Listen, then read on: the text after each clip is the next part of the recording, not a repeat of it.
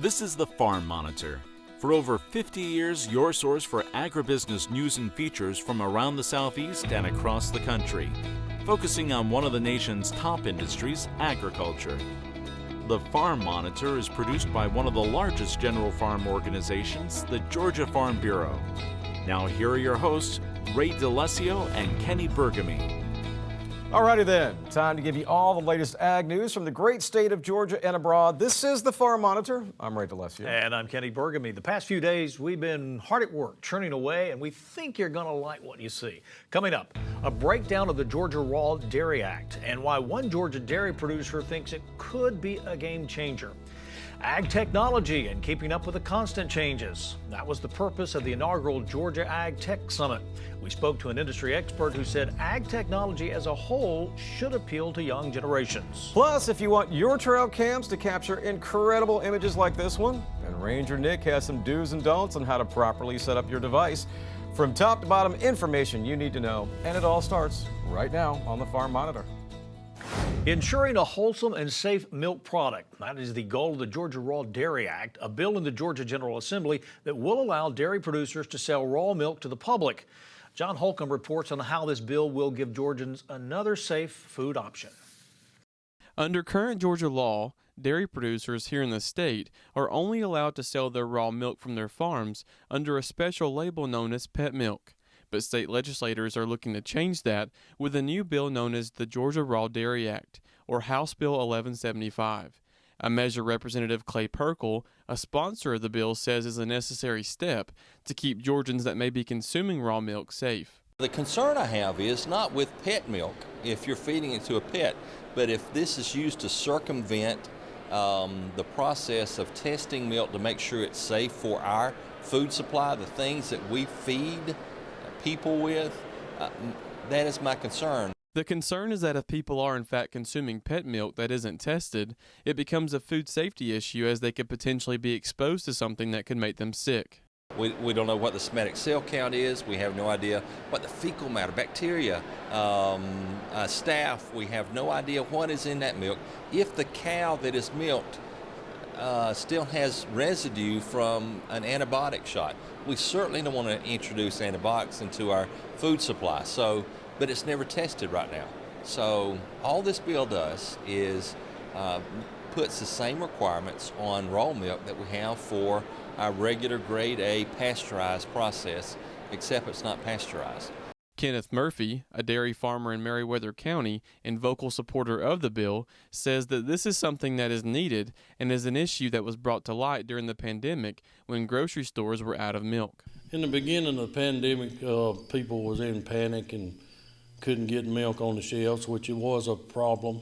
And people came to me and asked me could they buy milk if they couldn't get it in the stores, and that made me go to thinking about it. And we just realized that there's a bigger market than we realized, and people are consuming pet milk that is not being inspected. Murphy says that due to industry and technological standards improving over the past decade, milk production is as safe as it has ever been without it being pasteurized.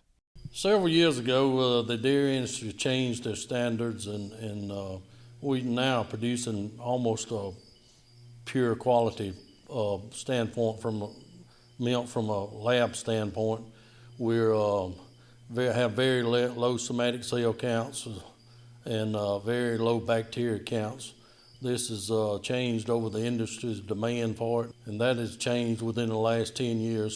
And regardless of how safe it may be, if the measure, which has already passed through the Georgia House and is passed through the Senate and is signed by the governor, testing, just like with regular grade A milk, will be done to ensure it is safe for consumers to enjoy.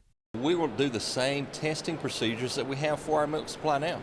So we're going to test somatic cell count to see the quality of the milk, and there are certain standards that it must meet. We'll check bacteria counts. We will check for antibiotics. So we will have the same litany of tests in raw milk that we have for conventional grade A milk. Reporting in Atlanta for the Farm Monitor, I'm John Holcomb. Well, the days of cows, sows, and plows have long passed in the world of agriculture, as groundbreaking technology can be found all throughout the industry. Damon Jones traveled to the inaugural AgTech Summit in Tifton and tells you why these innovations are not just vital for the future of agriculture, but for humanity as well. The state's major universities, along with government and agricultural leaders, were represented at the first AgTech Summit.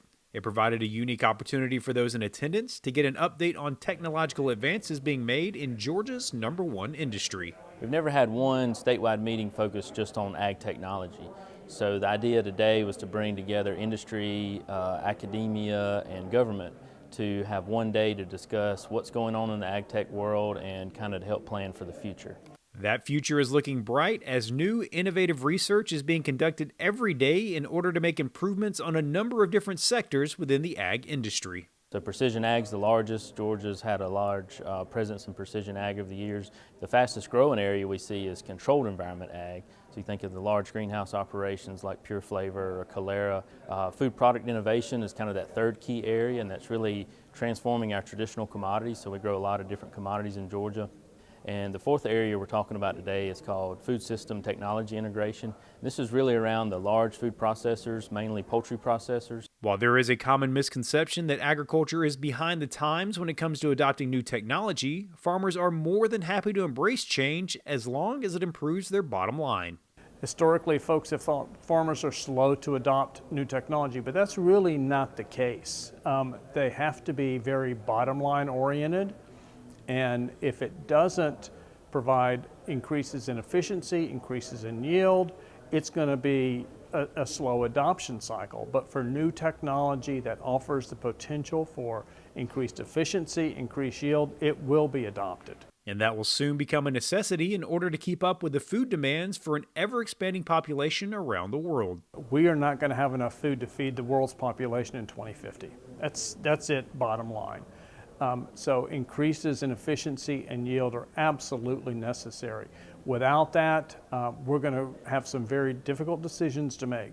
So there is a pressing need, just as there is with climate and other global issues, to increase the yield and the efficiency of agriculture.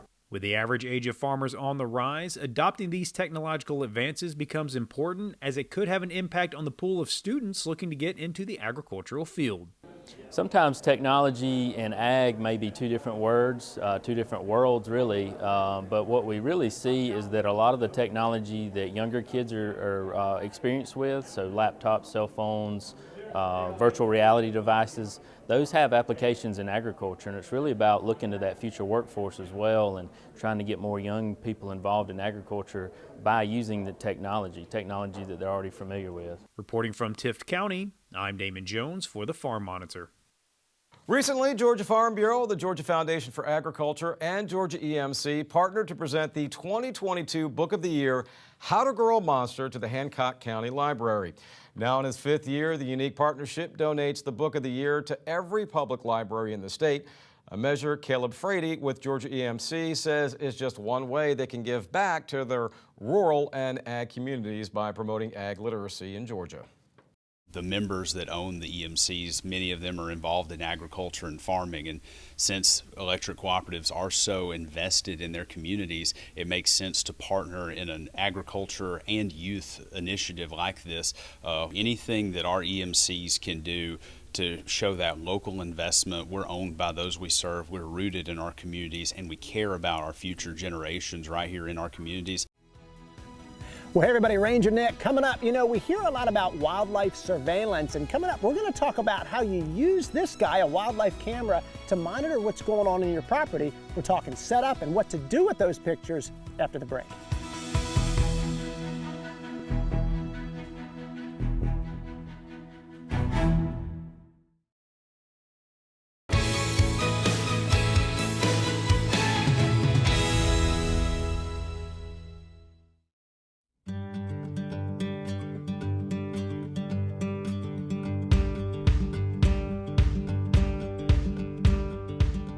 UGarden is more than just a farm.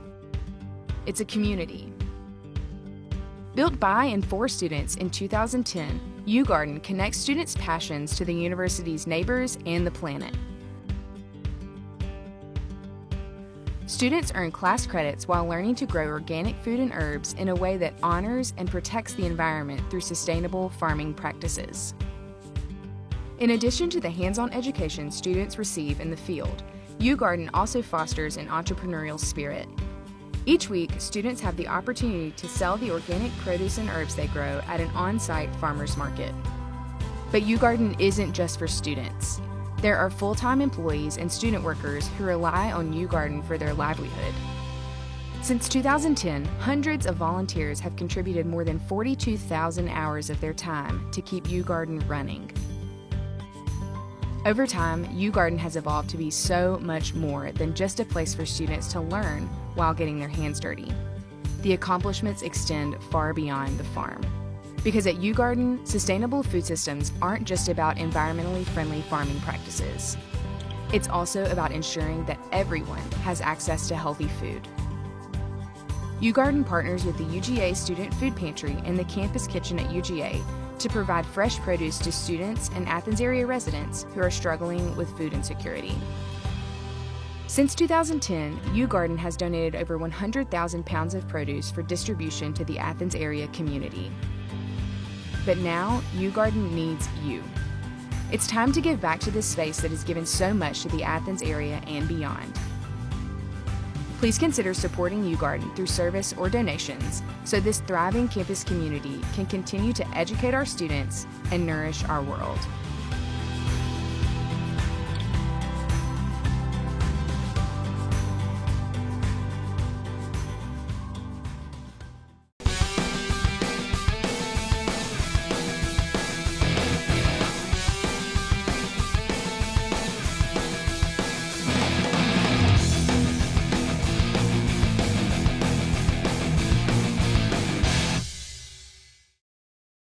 Well, how about that beautiful shot? Looking down on the Whitehall Forest, part of the UGA's Warnell School of Forestry and Natural Resources. And this month, we're talking about wildlife surveillance. I've been called a lot of things in my life, but I've never been called a wildlife detective until now. I've got some great tips for you this month if you're interested in putting a wildlife camera out on your property. This is a Browning Strike Force camera, and not to sound like a commercial for Browning, but I will say the Browning Strike Force is a great brand to consider. I want to walk you through what to do with this thing because some of these things that are online about them don't tell you the things that I've learned from experience. First of which is setting this guy up. Let's talk about when you get it out of the box, what do you do with this thing? You want to go ahead and open this little door up on this guy, and you'll notice that it does require batteries that aren't part of it. And the batteries go underneath of this guy as you open this guy up and pull the batteries out. You want to put fresh batteries in it. These could last, well, sometimes a week, sometimes a month. Depends on what you do in your setup. I'm going to put those batteries in and remind you that also these do not come with an SD card. So don't forget, add that to your shopping list. Get an SD card, which is the memory card that holds all your pictures. This is a 16 gigabyte. I'm going to recommend a 32 gigabyte if you want to do video with your camera. I'm going to put this guy into the camera here just like so and get ourselves ready to set this thing up. When you turn it on, here are some things to think about. First, set your date and your time. That's going to tell you once you start getting those pictures what time of the night or day are the animals or people that you're seeing walking in front of this camera. Get the date and the time correct. Moon phase will automatically be set, which is pretty neat if you're interested in white-tailed deer and seeing where they're going. That's another important thing. The other thing to think about with this guy as you're setting it up is when you put your SD card in, make sure that you format it. All that means is delete what's on it already. That's called formatting. If you don't, it won't let you take any pictures. The other thing I want you to remember is how many pictures it takes in each burst. You can set your camera to 30-second intervals for pictures, and I'd encourage you to do that. They don't tell you that in the user manual, and what the default is it ends up taking a lot of pictures every, say, 10 seconds. Put your camera out in the woods, and within an hour or two, your SD card is full. You don't want that. Once you go through those things, you close this guy up, you're ready to put it out in the woods and get some photos of some wildlife. And I want to tell you next about what you do with that camera, putting it on a tree or on a fence post, and then what do you do once you get those pictures. So let's go there next. Well, it's so neat to think about the topic of this month's Ranger Nick segment and where it came from. You know, I was inspired by a fellow faculty member, Dr. James Johnson, in the Warnell School of Forestry and Natural Resources, who has a passion for using wildlife cameras to study wildlife activity. And I had him come into one of my classes very recently and share with my students some of these techniques. And I thought, Doc, I got to do a Ranger Nick on this. And that's how we came up with this today. So once you've formatted your camera, where do you put this thing on your property? Well, we're down here along a creek right now. And a creek or a beautiful pond that you may have seen on your screen is a nice edge as well as a roadway. It's a great edge for predators to travel along and get food. And so I'm down along this creek.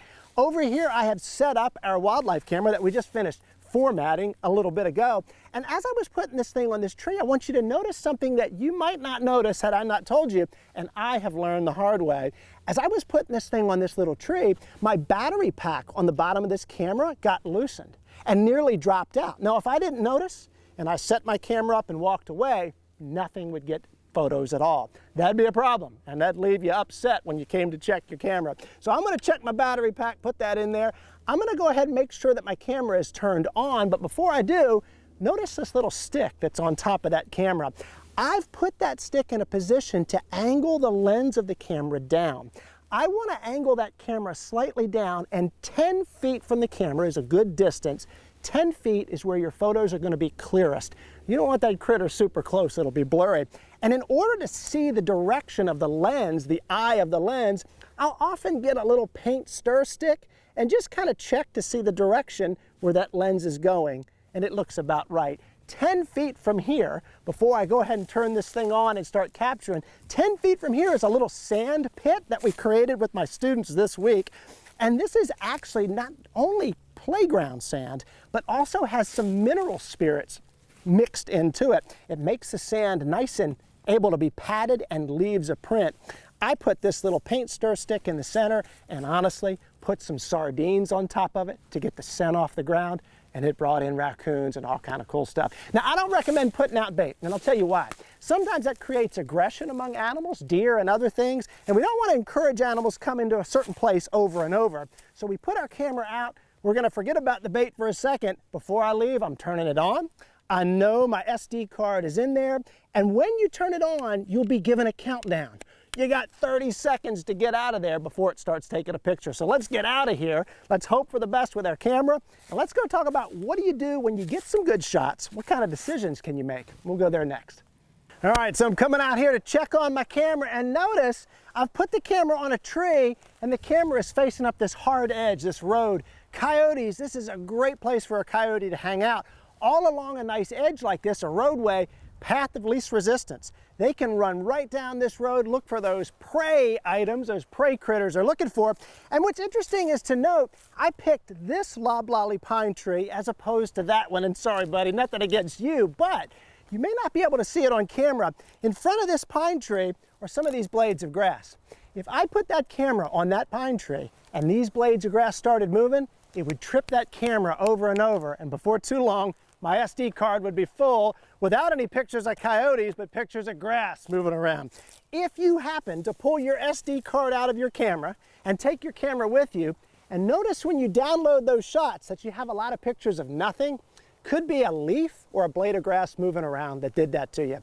Before you put that camera out, make sure you have a clear shot when it's about 2 or 3 feet off the ground, straight up a roadway. All right, so you got your SD card, you turn that camera off, you're gonna take it with you. What do you do with this stuff? Download this onto your computer, get an SD card reader, take a look at it, and if you've got things like coyotes or predators like that, realize, don't jump to conclusions. Know that this time of year, early spring, late winter, coyotes are pretty hungry. The prey that they fed on during the nice months when there were young animals, young rabbits and rats and things to eat, are no longer, so they're hungry. If you see coyotes now, hold back a little bit, get a couple weeks worth of data, and notice in the pictures that you get, are there any identifying marks on those animals that might tell you it's the same animal? Take a note of what time of day or night it is, and consider reaching out to an extension agent. Like we talk about a lot on the segment, they can reach out to a nuisance wildlife professional and help you figure out what to do about that. This is one source of data in all the decisions you make as a landowner, and I gotta tell you, you might even find some folks trespassing on your land if that camera's along a road, so it'll benefit you there. I hope you've enjoyed doing this stuff with us today. Such an interesting segment, and a big thanks to Dr. Johnson for all the great tips he shared with me to share with you. Well, you know what to do. While you're online looking at other pictures of wildlife and taking pics yourself, hop on over to the Farm Monitor Facebook page. Check it out. Check out the Ranger Nick Facebook page. And until next time, for the Farm Monitor, I'm Ranger Nick, reminding you, as I always do, that enthusiasm is contagious. So pass it on. Happy pictures. I look forward to seeing you again this time next month. See ya.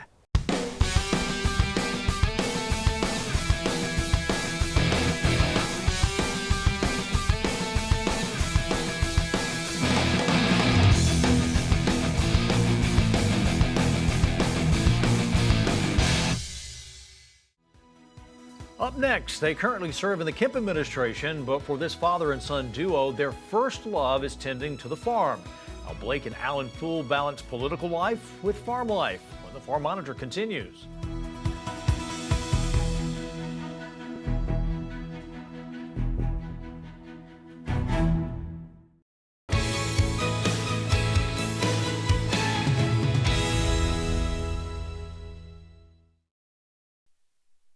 Like father, like son, handed down from generation to generation is a passion for agriculture that has led to this cattle operation in Haralson County.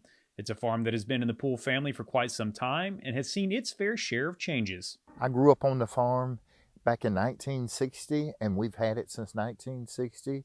So it's actually a third generation farm. I mean, we went from row crop to raising nothing but cattle. When I was a youngster growing up, we had plenty of corns, and these fields were just loaded with corn and vegetables. With both Alan and Blake having full-time jobs within the government, it takes a great deal of teamwork and cooperation in order to keep this operation running efficiently. I tell you what, it's pretty stressful. My dad and uncle normally run it for me, and so I'm gone all the time. And so my dad's a retired state trooper. Uncle is also, so a lot of times when I'm gone, my dad runs it, uncle runs it, and so they're a real big help on the farm. That type of collaboration is what truly makes this a family farm. In fact, just having their names attached to this operation provides a great sense of accomplishment, as well as an example for others to follow. I take a lot of pride in it because it's generation after generation. And so I think the best thing for family farmers now, we're about 3 or 4 generations removed from family ag. So I think getting back involved in your family farm, that's what it's all about. And a lot of people, we've got to get outside the box and get back into farming. Know where your food comes from, know how it's grown, educate yourself on where it's from. While it does take up most of their free time tending to the herd, it's a lifestyle neither would have any other way. I enjoy riding my tractor where I can just sit up there and I can, I guess, bush hog or just be out and alone so that you can think. Just coming out here, de-stressing, and see my cows and being a steward of the land, doing what's right. And it's been a steward and seeing these cows grow and seeing what they do. What you put in, that's what you put out. And I love it. It's the kind of excitement for agriculture the Pooles would like to pass on to future generations, as they both see it as a very prosperous career. Cattle ranching is a profitable business. As you can see, we've got a number of herd behind me. We run about 30 head per year, and we normally sell off about 2 droves of calves a year. I think for young farmers, if you take that chance, be bold and courageous, you can do it. You got to take that leap of faith, and if you do it, it's going to be fine. Reporting from Haralson County, I'm Damon Jones for the Farm Monitor. Damon, thanks so much, and as always, thank you for spending time with us. Take care, everybody. We'll see you next time right here on the Farm Monitor. Have a great week.